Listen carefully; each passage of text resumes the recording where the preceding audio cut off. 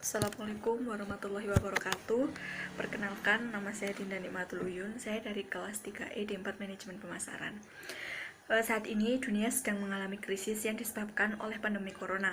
Virus yang memiliki nama lain COVID-19 ini pun berhasil merubah perilaku masyarakat, seperti social distancing, misalnya yang mempengaruhi perubahan perilaku konsumen saat pandemi corona.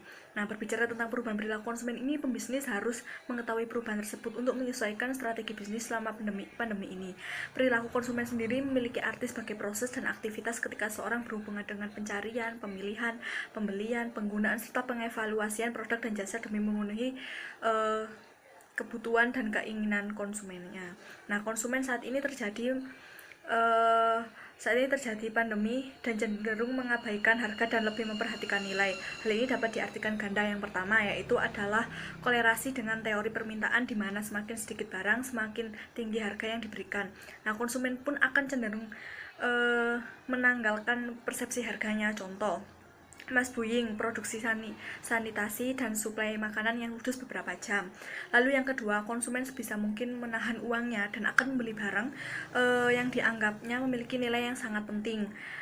Contohnya, orang akan cenderung menahan untuk mengkonsumsi produk komplementer seperti paket liburan, handphone, atau barang-barang yang lainnya. Berdasarkan analisa tersebut, untuk mengulas perubahan perilaku konsumen yang mungkin terjadi saat atau pasca pandemi ini, yaitu yang pertama, konsumsi akan lebih berfokus pada nilai. Nah, konsumen akan lebih berfokus pada produk-produk yang memiliki nilai bagi kehidupannya. Konsumen akan cenderung menyampaikan ego atau hedonisme mereka. Produk-produk kebutuhan sanitasi seperti tisu, sabun, atau pencuci barang yang akan menjadi barang yang mulai disasar oleh konsumen baik saat atau pasca krisis. Lalu yang kedua, konsumen akan membangun kembali awareness. Saat krisis, konsumen cenderung melupakan atau bahkan sudah tidak sadar akan keberadaan suatu brand. Nah, konsumen cenderung bertanya-tanya pada bagaimana krisis akan berakhir. Sebagai pelaku bisnis, perlu mempersiapkan meningkatkan brand awareness saat pasca pandemi ini. Lalu yang ketiga, konsumen online kini bukan hanya generasi milenial. Konsumen online didominasi oleh generasi milenial. Industri yang konsumennya memang untuk generasi milenial sudah sejak lama mengandalkan e-commerce sebagai sarana transaksi jual beli. Namun, bagaimana perusahaan yang menyasar pada konsumen yang lebih tua? Nah, konsumen online pada saat pasca pandemi juga akan didominasi oleh generasi boomer, satu tingkat di atas generasi. Pada pasca pandemi nanti, bahkan saat pandemi pun, perusahaan harus lebih peka terhadap generasi tertua ini dan mampu menyasar pada semua kalangan, baik dari segi diferensi produk dan kampanye. Lalu yang keempat, bangkitnya tren group buying.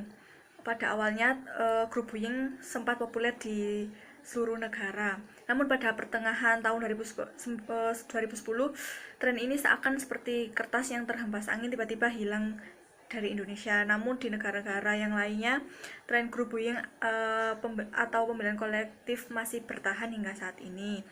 Group buying sendiri adalah pembelian kolektif dari beberapa pembelian untuk mengaktifkan diskon.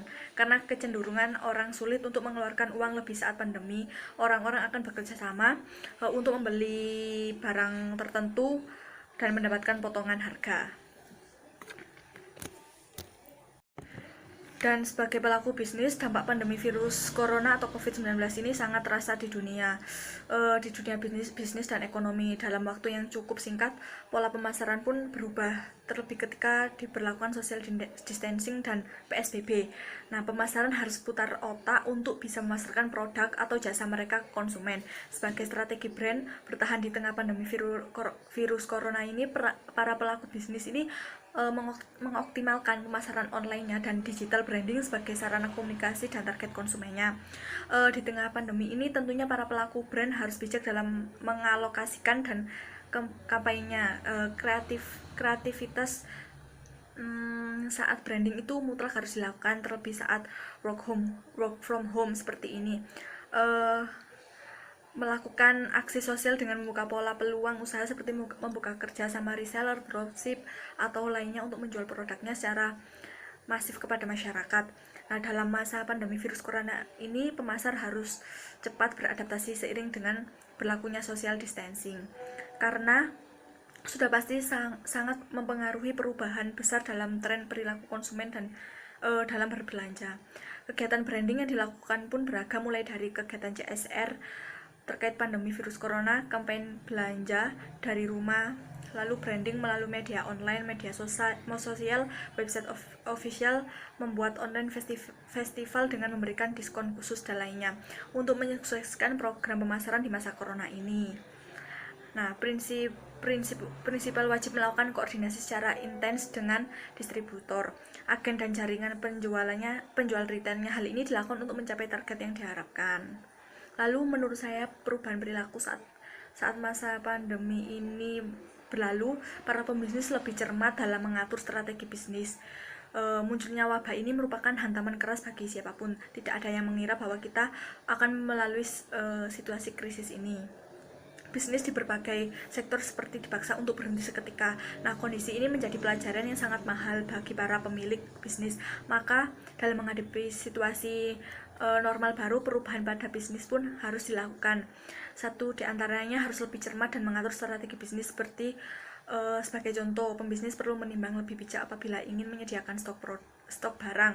Nah, produk-produk yang siklus penjualannya relatif lambat sebaliknya tidak di stok ulang terlebih dahulu. Dan pemicu perubahan perilaku ini sudah jelas. Transaksi online memiliki ruang kontak yang sangat minim antara penjual dan pembelinya, bahkan hampir tidak ada kontak sama sekali. Hal ini akan terus dibutuhkan oleh masyarakat demi menghindari penularan COVID-19 ini, sebab biar bagaimanapun virus ini akan terus ada di sekitar kita. Maka setiap pembisnis yang ingin bertahan harus mampu bergeser ke platform digital, harus bisa memberi kemudahan kepada konsumen mengakses produk atau jasa dari rumah saja, dan yang paling penting itu harus bisa menjamin setiap transaksi diatur sedemikian rupa agar minim kontak fisik.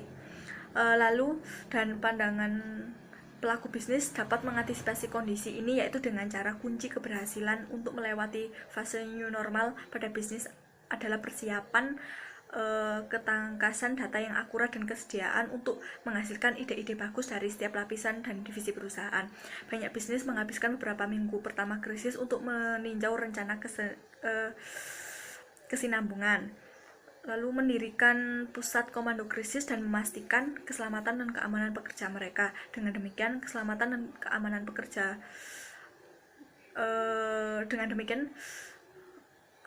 berharap semua bisnis memasuki gelombang stabil dari model krisis COVID ini, di mana perusahaan belajar untuk beroperasi dalam fase new normal. Sebagian besar fokus dalam gelombang stabilisasi adalah pada penerapan langkah-langkah taktis untuk mempertahankan nilai bisnis, perencanaan skenario operasional, dan penilaian berbagai program stimulasi pemerintah.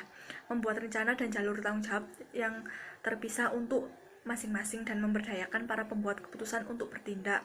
Dan ini ada beberapa contoh bidang utama, yaitu yang pertama manajemen krisis, yang kedua tenaga kerja, yang ketiga rantai pasokan, yang keempat pajak dan perdagangan, yang kelima keuangan dan likuiditas, yang terakhir yaitu strategi dan merek. Terima kasih, itu penjelasan dari saya. Apabila ada salah kata, mohon maaf. Wassalamualaikum warahmatullahi wabarakatuh.